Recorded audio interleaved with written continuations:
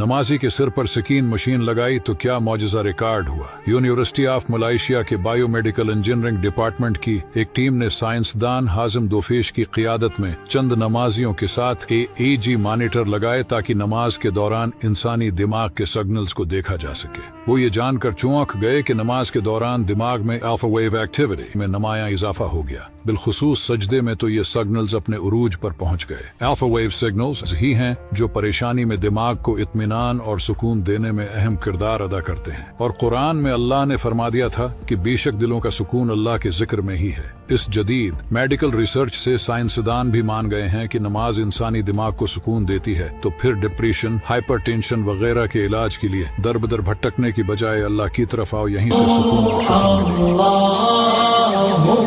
अल्लाह